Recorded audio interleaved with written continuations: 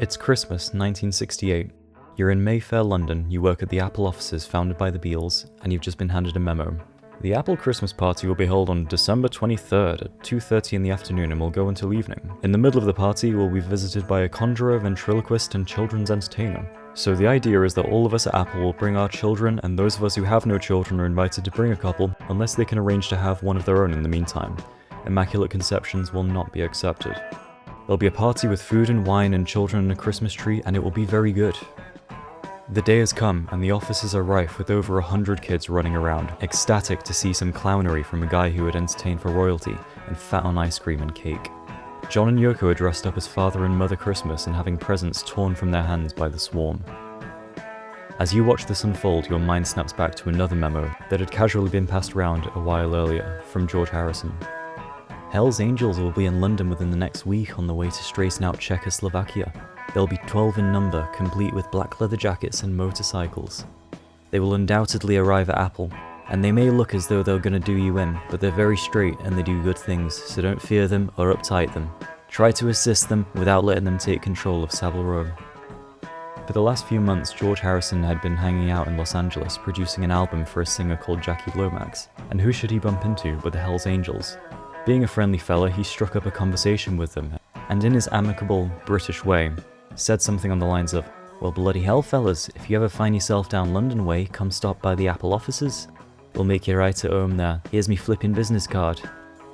Not long went by before Savile Row received a call from Heathrow Airport letting them know that there are some motorcycles here at the airport for them, and that they needed to pay the shipping costs for them and their matching Hells Angels. At the time, £250. Today, over 5,000. Well, if George said so. The next day arrived and writer Richard DiLello heard the phone ring. The Hells Angels were downstairs, in the reception. In the end, only 2 Hells Angels made it through, by the names of Frisco Pete and Billy Tumbleweed, 2 large leather-clad men with booming San Francisco voices. The other 10 didn't make it through to England thanks to outstanding warrants and charges. But worry not, an entourage of 16 Californian hippies still followed behind old Frisco Pete and Billy Tumbleweed, who were strewn across the downstairs floor of the Apple offices.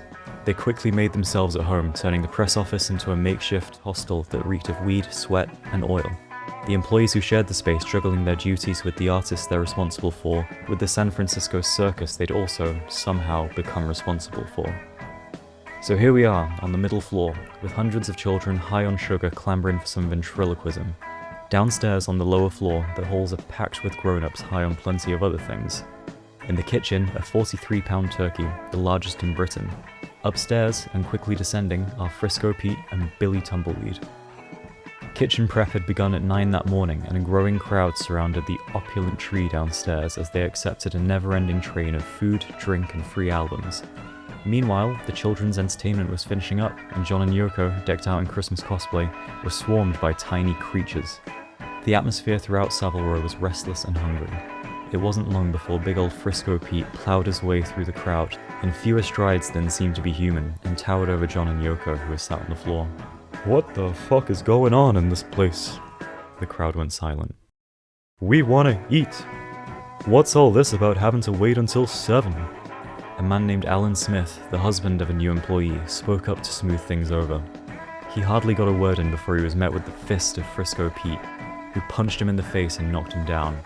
"You got more fucking food in that kitchen than there are people, and it's all locked up, and those 2 fucking broads upstairs tell me I've gotta wait until 7 o'clock just like everybody else.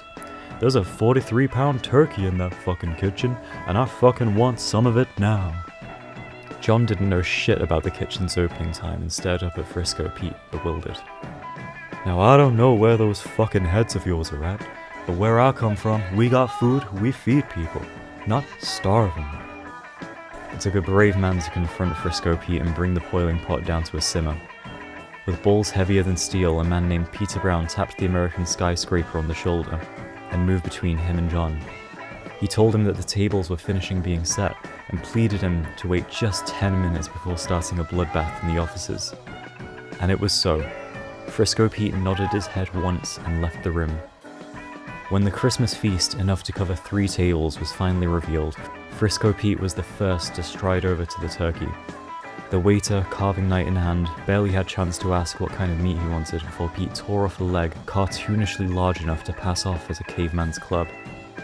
The party ate themselves to exhaustion, and the children of London in those offices that day had survived a visit from the Hells Angels.